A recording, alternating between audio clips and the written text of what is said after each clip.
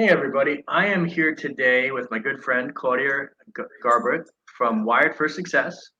And Hey. basically, what we want to talk about is some of the early stages of building your business and having some sort of balance. And this is where Claudia really comes in. So, Claudia, please give us a little bit of background into what you do, how you do it, and we'll get into it. Absolutely. Thank you so much for having me on today. So, as you said, my name is Claudia Garbert, and I'm a molecular biologist turned mindset and high performance coach who teaches ambitious and mission driven entrepreneurs the fundamental mechanisms at the intersection of physiology and psychology that really drive human behavior, achievement, and well being. And what this means is just so, in other words, what I do is I help my clients ditch the hustle, overwhelm, and busy work so that they can show up as authentic and confident leaders and build their legacy. And I'm also the host of the entrepreneurship podcast, the Wired for Success podcast, where I recently interviewed Jonathan. So if you want to catch that episode, go and check it out. And in general, on my show, we talk about all things science, self development, and entrepreneurship that help you get to that next level of success in your life and business. So, when we talk about building a business that allows you to find balance, I like to start at the very beginning of how you consider building your business. Because what I see oftentimes is that, well, let's just call it out. Not all businesses are created equal, right? We have to be very conscious about creating a business in a way that actually supports our long term goals and aspirations. So, what do I mean by that? Well, the short term and more superficial goal of every business is to make money, right? But if money is the only thing that drives you in developing and building your business, then you're prone to sacrificing other important dimensions of your life, like your health or your relationships, for instance. So, in order to avoid that, you want to be very careful to include those dimensions in your business concept and create a daily schedule that really reflects your priorities in life. And I totally get that in the early phases of building your business, you might have to do a lot more work than is sustainable in the long run, just to get the ball rolling and to create momentum. And I'm not saying that this is wrong. By the way, when I say balance, I don't necessarily mean spending an equal number of hours working and not working. And I also think that while boundaries are important, you don't have to force artificial balance by reinforcing those strict boundaries either. It's okay to keep things a little more flexible, because when you look at nature, you will notice that everything goes in cycles. You have circadian rhythms that dictate when you're awake and when you're asleep. You have the different seasons. Everywhere you look, you have this ebb and flow. And going with the flow, so to speak, is actually a great way to create real balance. The So, problem, the problem I see over and over again is that so many entrepreneurs have no ebb and flow in their lives. They are just constantly hustling and grinding. And what starts out as this short-term strategy to create momentum develops into unsustainable habits that lead to burnout and destroy lives over time. I think we're all guilty of that sometimes. One of my mentors really helped me with saying, you're never really going to have true balance if you're building type of business that you want until it gets to a certain level, and then you're probably still pushing. But to be present in the moment, be where your feet are, with your friends, with your family. And after I adopted that, it's really helped kind of unwind what I do. And I think, I mean, I've been utilizing certain tools for a very long time to try to help that balance. I like what you said about, hey, we're not saying you have to have 8 hours at work, go home and have, 8 or 12 hours. It doesn't have to be even time wise. But what Yeah. are some of the tools that you help your clients use or adapt to kind of find a little bit more balance? So what I suggest is something that I developed a framework around. So I've created a framework that is called my Sustainable Success Framework, and it's built on 4 pillars because I think those really give you the foundation for sustainable success so that you don't burn out in the long run. So the first pillar of the framework is really about understanding how your mind works and what drives you, just so that you can stop sabotaging yourself and get out of that constant cycle of anxiety, hard work, and overwhelm that's leading you straight into burnout. Because oftentimes it's not so much the time that we spend working on our business, it's all the self-doubt and the worry and anxiety that comes with it, what tips us over the edge, right? What gets us to the point of burnout. So that's the first pillar of my framework, to really address those underlying patterns and reprogram your mind where necessary.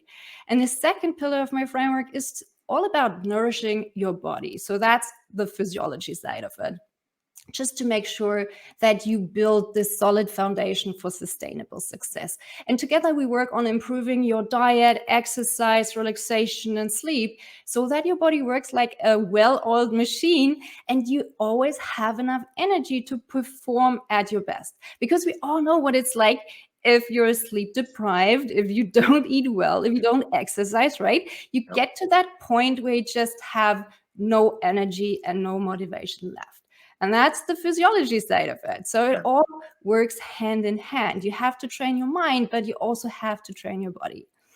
And the third pillar is really about connection and relationships. So this is about, say, healing past trauma that stops us from showing up as our authentic selves.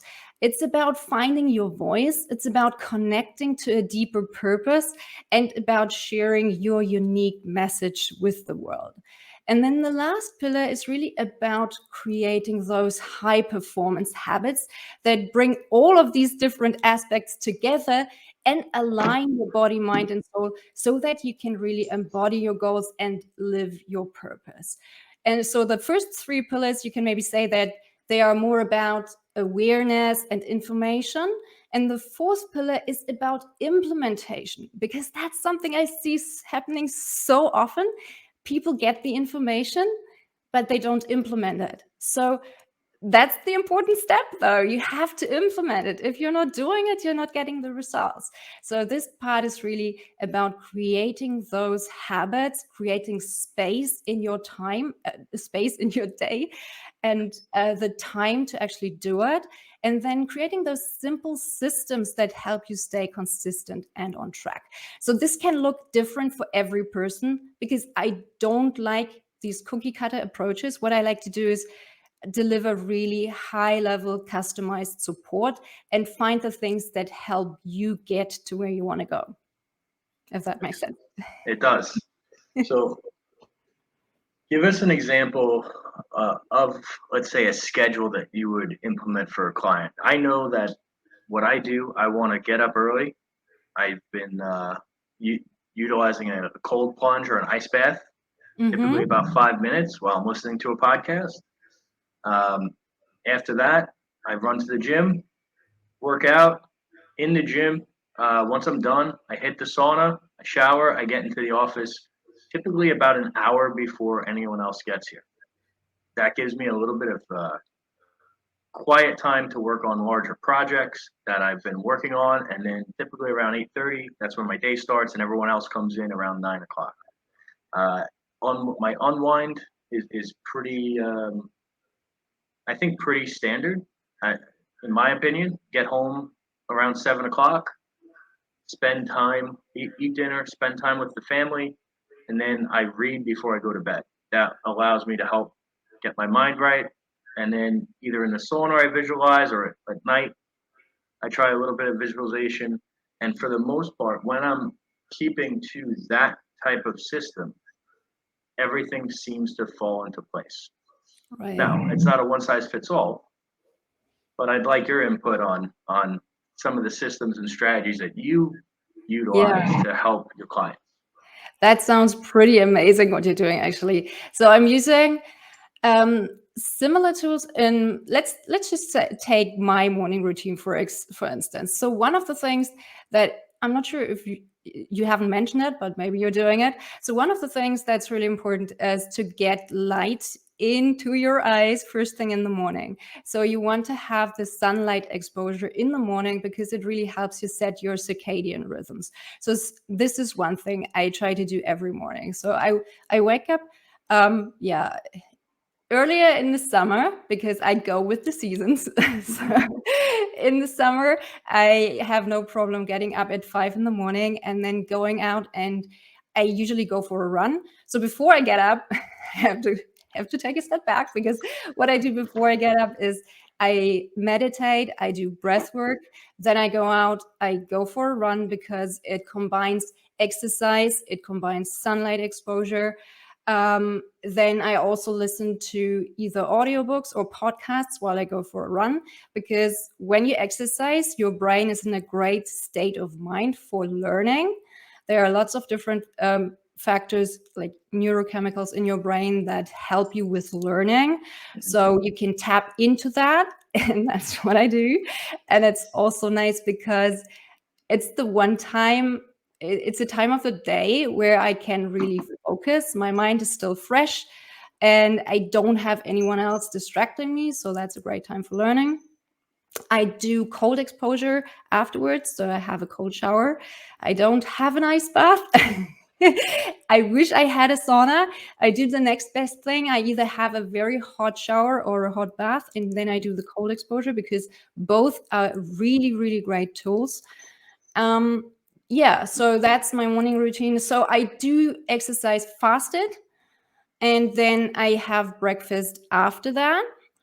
Um, I do have carbs for breakfast. So I usually have fruit salad and yogurt, because your brain, I think the brain needs fuel. So it's one of the most energy demanding organs, well, the most energy demanding organ in your body. It needs sugar. So for me, at least, I function best if I have sugar, but I like to consume the healthy version, like just fruits, which works well for me. I do a little bit of intermittent fasting as well. So I try to eat my dinner not too late in the evening, around maybe between 6 and 7. If I have it too early, I've experimented with that, then I'm so hungry at night that I wake up, which is not a good thing. So you always want to experiment and see what works for you. And sometimes you might just have to adjust tiny little things until you have found the balance that you're looking for. It's definitely not a one size fits all. Yeah. You know, but that's there's a lot of similarities. Now, I heard that visualization when you're exercising, if it's possible, it has increased, and I don't know if this is scientifically proven, but has increased benefits, or it locks it in a little bit more vividly because you have your endorphins moving and everything's flowing, right? So having, let's say, a vision board, but you take a picture of it and put it on your phone when you're working out, or if you're doing cardio, can actually help stimulate and kind of lock in what you're visualizing. And I didn't really believe in visualization. If you asked me about 2 years ago, 3 years ago, I would have said absolutely not. I've just seen way too much proof that there's something to it. And it actually kind of calms me down and helps me focus. And I actually like doing it if I can in the morning and before I go to bed, because it gets you, hopefully you're creatively thinking about these things subconsciously when you're sleeping. I don't know if that actually It is true. makes. Those are the best times to be doing it, early in the morning and just before you go to sleep, because that's when your brain is in the perfect state for these kind of suggestions. And it really, really helps. So I was skeptical, just like you, just a few years ago. I was like, I'm not sure, it's too woo-woo, too out there. But actually, I mean, when you think about it, it's the thing that every great athlete does, right? And they so there are lots of studies as well that show that it helps, and I found it to be helpful as well. I think it's because the more you repeat it, the more it gets established in your subconscious mind. And after all, your subconscious mind, it is what steers you in, say, 80 to 90%, or some say even 95% of your daily actions. It's your subconscious mind that is guiding you. So if you can give your subconscious mind direction, that's amazing, right? So if you can focus on what you want to achieve rather than what you don't want to achieve, like your fears and your worries, then this is huge. And that's exactly what I help my clients with as well. So visualization is definitely a great tool. I think that's pretty important when you break it down like that. Because if you think about it, how many people are attracting the wrong things with their thoughts, right? They're worried about what could happen if, or they always think of worst case scenario as opposed to, hey, how do we make this work? It's focusing on the problem or focusing on the solution. And typically, the people that usually focus on the solution wind up figuring it out a lot faster with a lot less damage, and they're growing at a much faster clip. Yeah. How would somebody actively focus on retraining that part of their brain, especially for an entrepreneur? I think that's so important. Yeah, it is so important. And I think the answer to that is, again, very complex. And it has, I'm not sure if there's a one size fits all solution. So, what I look at with my clients is we go through their past experiences as well, because your nervous system is trained by your experiences. So, if you had some traumatic events in your life, and by traumatic, I don't mean a car accident or something like that. It doesn't have to be as dramatic. It could be just things like rejection that you experienced, or a failure of some sort that really got to you. Then you have an emotional response. And that emotional response is something that's programmed into your mind and into your body. So you also store information in your body. That's, for example, when every time you think about one of those events, you feel like your muscles get tense, and you start to have this panic reaction. And we have to work on overcoming those past experiences and to really reprogram them. And to do that, we have to go back and look at them and reframe what happened and change the way that your nervous system responds to these kind of events. And that's where we can reprogram your mind. I hope that makes sense. It does. It does.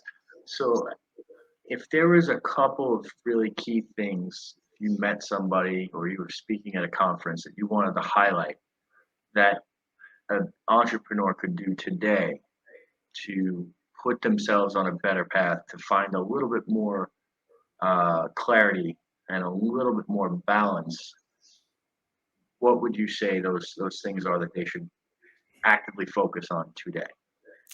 Well, they're actually exactly the steps that are included in my sustainable success framework, because those are the things that help you integrate all the different dimensions of your life. So number one, really look at what are the driving forces. What is your mind drawn to? Are you focusing on the problems? Are you focusing on the solutions? Are you achieving from a place of fear and avoidance because you're trying to avoid something that's uncomfortable? Or are you achieving something from a place of, say, curiosity and exploration and fun, and you enjoy what you do? So there's a huge difference. It's kind of like the difference between working out because you hate your body or because you love your body. You're doing, on the surface, you're doing the same things, but you're going at it from a completely different angle, and it makes a huge difference. So really look at what's driving you, and then reprogram what's not serving you anymore. So that would be number one. The next one would be to really look at what you do on a daily basis that nourishes your body. Are you getting enough sleep? Are you eating a healthy diet? all these kind of things, they are important. Do you drink enough water? Hydration is key. Yeah. It really is. No. And then the third one, look at your social connections. Humans are social creatures. So we want to feel connected. And if we're feeling alone and isolated, we're generally not happy. Of course, there are introverts, there are extroverts, some are social butterflies, some are not. But you have to find the level of connection that makes you feel good. And then you have to really work on creating those connections and relationships and make them last, because you don't want to sacrifice them. So the last one would be to really put all of that, to really implement all of that by creating the habits that allow you to have a time and a space in your calendar for all of these things, so that you can bring them together and nothing falls off your plate. Yeah. That's easier said than done. But I yes, know. easier said than done. One of the things that I've picked up, and I try to teach my entire team, if you don't consistently utilize and leverage social media, it's you're leaving a lot on the table. You're not making the impact that you could, and I think a lot of people struggle because that's something that they don't plan out, right? Mhm. And part of that balance is having that. I feel having that schedule completely dialed in. So you know, taking a little bit of time on the weekend or when it's quiet, going in and kind of crafting everything so it's not on the fly, actually relieves some of the pressure Monday through Friday that, hey, I already know what my content schedule is going to look like. I know, what my message is, how I'm saying it, where I'm delivering it. And I feel like a lot of entrepreneurs, if they just took a step back Mhm. and kind of came up with a system that works for them, would not have the level of stress, anxiety, and worry that most business owners do. That is very true. That is very true.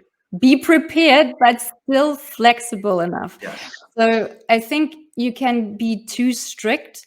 So if you have too much of a tunnel vision, that can be problematic. But if you don't plan anything, that's problematic too. It's like a continuum, and both ends of the spectrum are bad. Like Yes. you don't want to do nothing and you don't want to be too strict. You have to find the Goldilocks zone in the middle that allows you to have things planned, have a frame that works for you, but also be flexible enough to, life happens, and sometimes you will have to adapt and you might have to pivot. And if that freaks you out, then that's also not a good thing. No. So yeah, stay Absolutely not. flexible. That's funny. Claudia, is there anything that you want to leave the audience with before we wrap up here? And I can't thank you enough. I think this was incredible. A lot of people are going to get a whole lot out of this because I think you address one of the biggest concerns that most entrepreneurs have is, how to dial in themselves to be high performing leaders, high performing entrepreneurs. Yeah, I think the one thing that I see a lot is people are ashamed to seek out help. And that is something that just creates so much tension in their lives and so much heartache. I mean, there's no shame in asking for help. So if someone is not happy with the business they have built, it's okay to reach out and ask for help. There's nothing wrong with that. It doesn't mean that you're a failure. It means you're a smart person asking for help. I love that. So if anyone needs help, I want them to know that they can always reach out. It's okay to ask for help. There's no judgment. And yeah, if I can help them, I'd love that. Awesome. Where can they find you? The best way to find me is probably on my website. That's www wiredforsuccess.solutions, or they can also find me on LinkedIn at Claudia Gabert.